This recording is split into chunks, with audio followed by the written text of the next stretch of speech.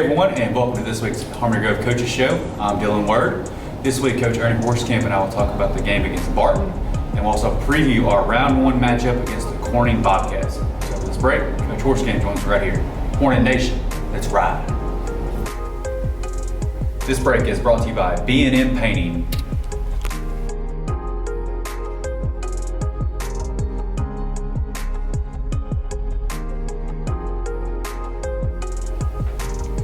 And welcome back, and Coach. We're in a new location this week. Luckily it's basketball season, so thank you to Mr. Womack for letting us use his classroom. But this past Friday night, end of the regular season, on downer 42-40, the Barton Bears, an improved Barton Bears. We knew going into Friday night what type of team we were facing. I think you and I visited before the game, and they are much improved. And going into the game, the last couple weeks, the week before we played them, they were leading Rising. I think 16-15 with about 6 minutes to go. And Rising had to score late, and then got another score there at the end to make it look. The score ended up being 29-16. Right. It's a really close game throughout. In the end, of course, they have the 1 point loss to Fordyce in the first week of conference play, and they're a good football team. They're very good football. I mean, they impressed me. Before Friday night. Looking at them and the type of athletes that they have, they're a good football team. Got a lot to play for Friday night. And that's another thing. And they play. We told our guys, we're facing a team playing for their playoff. That's right. And I thought they probably play with a little more edge than we did Friday night. Look at them, and they're going to be that's a 4 seed in our conference. I think that should tell you what type of conference we play in. Dangerous 4 seed. Good luck, Smackover. Smackover's got their hands full. Congratulations. You get to host a really good football team. They're tough. Very tough. And so, the game actually started out pretty good for us. We go out, get a 3 and out on their first possession. Score a touchdown on our first possession. Touchdown pass in the corner to Andrew Taylor. He's had a really good last couple of weeks. Yeah, he's really taken off last few weeks. Ever since he came back, he's trying to balance playing 2 sports at once. And that he is a great golfer, best golfer in our conference, and then and now that he's devoted fully to football, there's a difference. Oh, yeah. Getting out there every single day and getting more reps, and Andrew also came off an injury. That's right. So he got a late start to begin with, and so he's done a great job and has really taken off. Good senior there. Yeah, and that's what you want. Great senior year, and that's what it takes to advance. He's had a great year, but started off our scoring there, and next possession we kick a field goal. We stall out, kick a field goal, and I think about 37-yarder. I think that's what it was. That's right. And then Barton answered and made it 13-6. I'm sorry, 10-6, and then we get another field goal, and that's what and that's a great weapon to have. But we want to come out with 7. Right. We'd rather be. If you can't get points, those 3 points are nice. Yeah, but the 3 points are nice, and that's a great weapon. It is good to feel like when you get in the red zone that you feel like you've got 3. Yeah. But we want 7, and so we'd rather him be kicking extra points than field goals. But Tyler did a good job kicking the other night. But we go up 13-6, and then it felt like we really stalled from there the rest of the half. Offensively, we really didn't get clicking, and then they really did. Go into halftime down 28-13, and feel like we had kind of not playing with a lot of life. And so that changed after halftime. We challenged our guys at halftime. Come out, and what kind of team are we? And we came out and answered.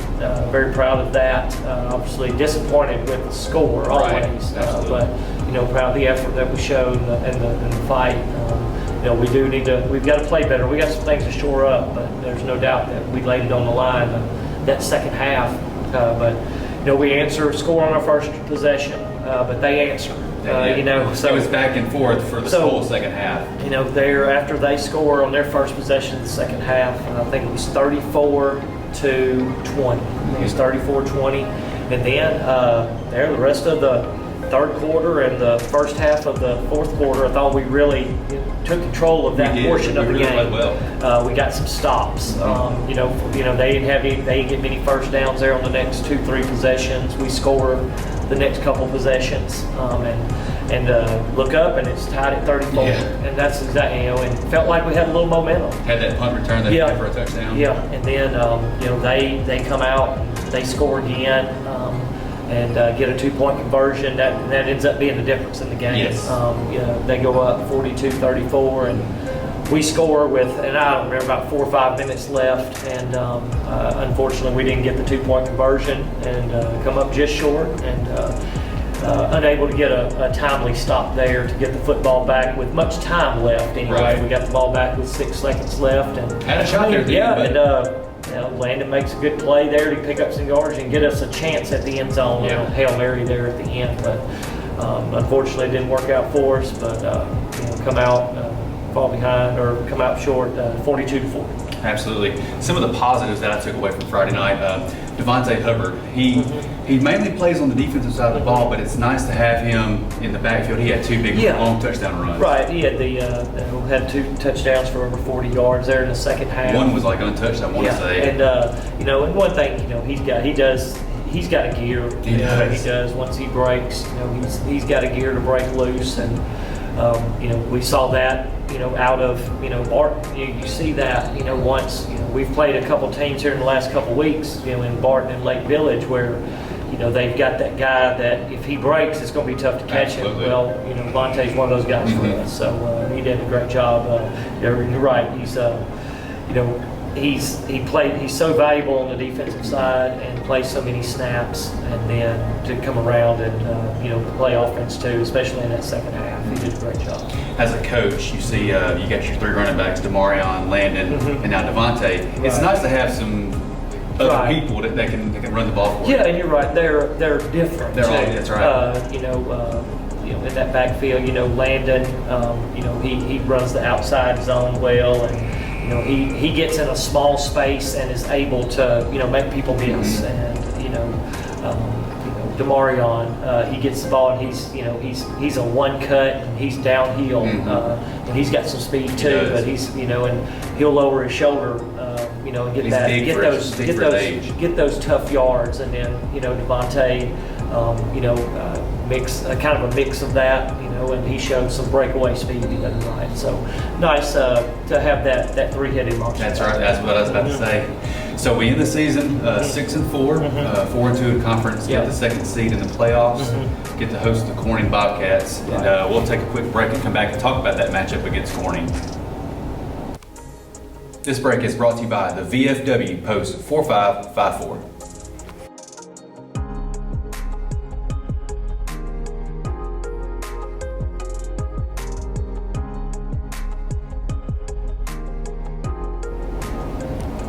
And welcome back, and Coach. Round 1 of the playoffs is here. It's the Corning Bobcats. They're going to make the 4-hour trip down to South Arkansas. Better than us. Exactly. I was about to say that. I'm glad they're making the trip, not us.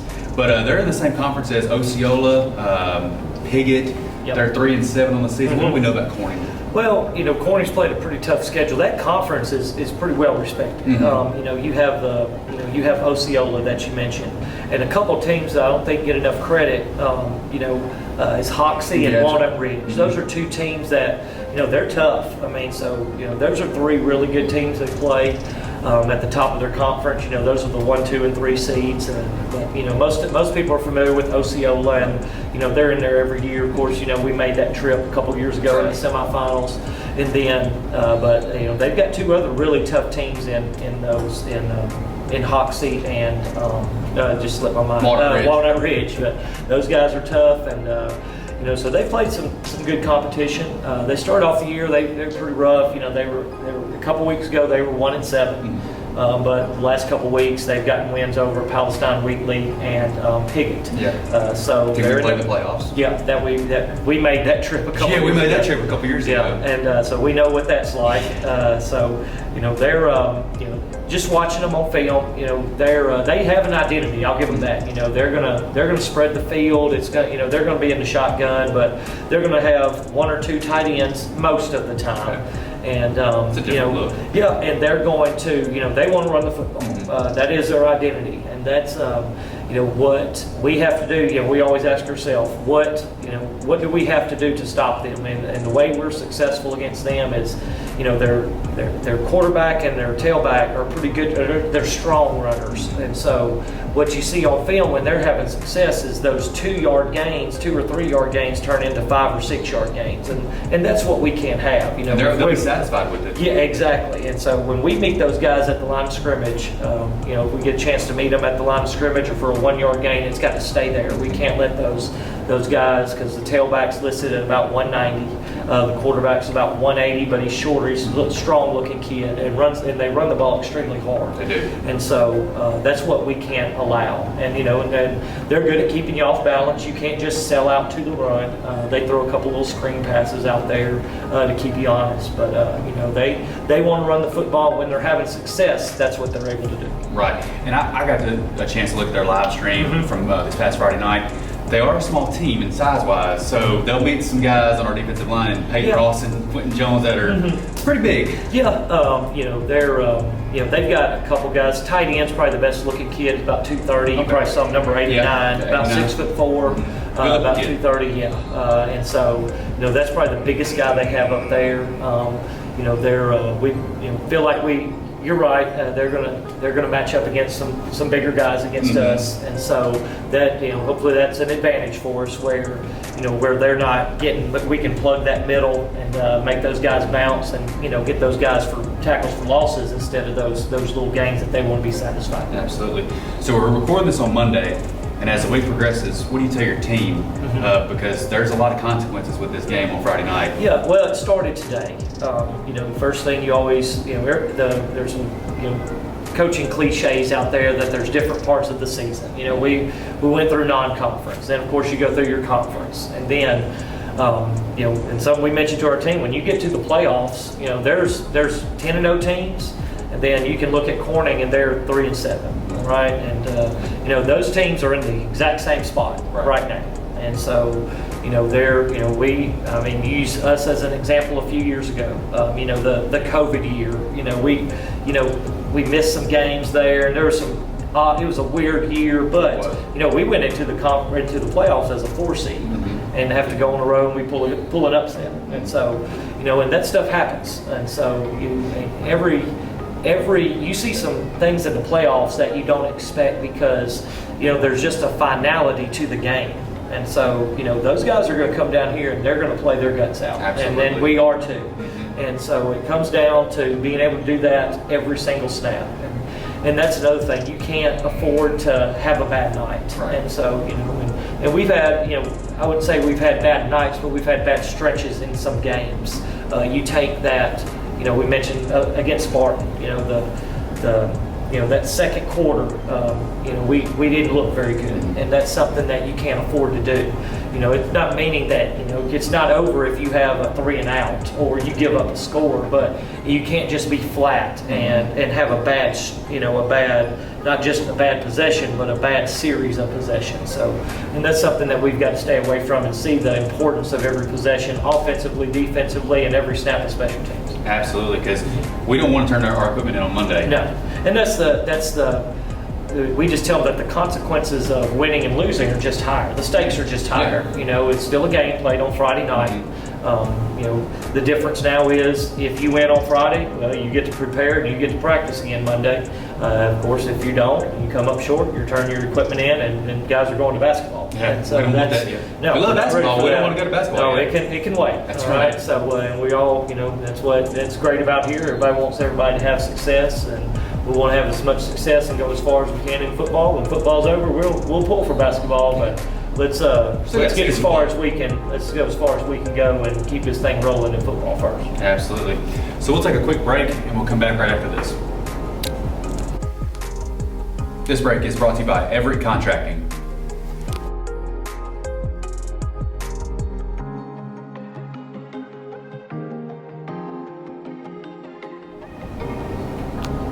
And welcome back, and Coach.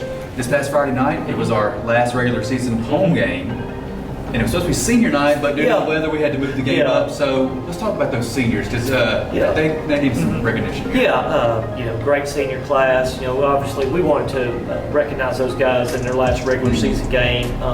There's some things that are out of our control, and Weather's one of them. and weather's one of them, and that was the right call. Absolutely.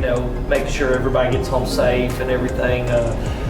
Because there was there's some very severe weather in the state, and that stuff's unpredictable. So, unfortunately, we didn't get to do that. Our senior class is, they've had so much success. They have. I got here 5 years ago, and those guys were in the 8th grade, and getting to see those guys go from 8th grade, where they're 13 years old, and I'm still gonna have a helmet on, right? Yeah, and actually, I guess I got here in the spring of their 7th grade year, and see them go from that to where they are, and the young men they are, and the players they are now, and it's been a joy, and it's so great to get to see that, and they've had a lot of success here. Those guys, had good junior high years in their 8th and 9th grade.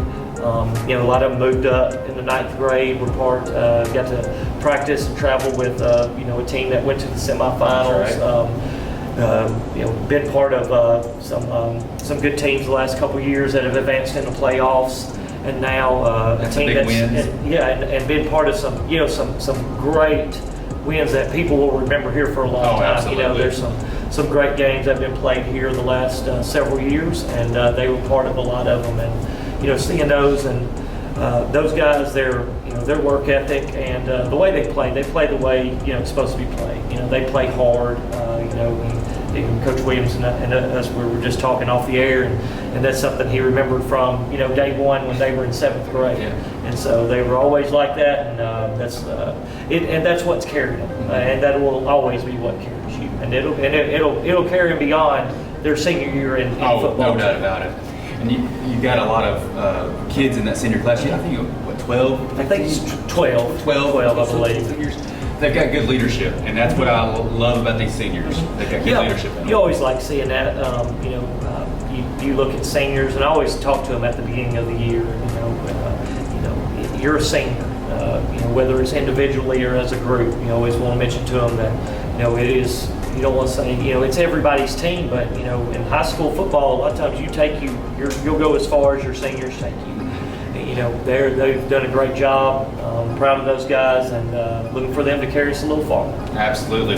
And I want to say we're going to do senior night this Friday night. We're going to do it in the arena, starting at 6:20. So when you get to the game, you can just head over to the arena, and we'll do senior night in there for those senior football players, band members, golf members, and cheerleaders. So hope to see you there.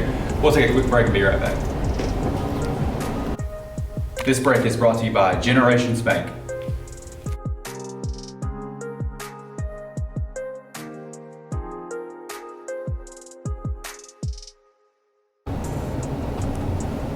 And welcome back to Coach. 7 p.m. Friday night.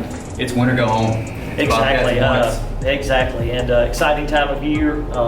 That feel is in the air now. It's really exciting, but we've got to go match, and everybody wants to be part of it, but it still comes down to we've got to go out and prepare. We've got to go out and we've got to play well Friday night. Absolutely. So I've been doing PA for 8 years now, and I know you got here in 2018. Yes, sir. But since I started doing this, we've had 8 straight winning seasons, including this year. That goes to, of course, Coach Chambers, who was previous here, and your coaching staff. Y'all did a great job over those last couple of years. I appreciate that. A lot of hard work goes into it, by a lot of people. And I'm the first to say that, successful football programs, it's not the product of one single thing. It's a product of a lot of things. It's a product of obviously the players, putting in a lot of work. Their talent level, those guys. We've been blessed with some talent and talented guys that work hard. So in that buy-in, I think we've had some great coaches here that work really hard, relate, and teach the game to these guys. Work really hard. Those guys do a great job. Great community that supports. And there's so much that goes into putting on a football game. Being a part of being in a place that we do this kind of stuff, and a coach's show. This stuff doesn't happen everywhere. the press box crew, you guys, people doing chains. It's just and a great administration and a school system. It's just a lot of things that go into having a successful football program, and it's a great place to be, great community, and we want to put a product out there and be a program that everybody's proud of and proud to be a part of, and represent this community and this school the best way we can. Absolutely. I told somebody last week, since I've been doing this, I've been very blessed to see some really good football, and we've had some really good years. Yeah, and many years to come. Absolutely. Years to come. So that'll be it for this week's Coaches Show. Hope to see you at 7 p.m. on Friday night, Corning and Harmony Grove, round 1 of the playoffs. Coach Ernie Horskamp, I'm Dylan Word. See you at the game.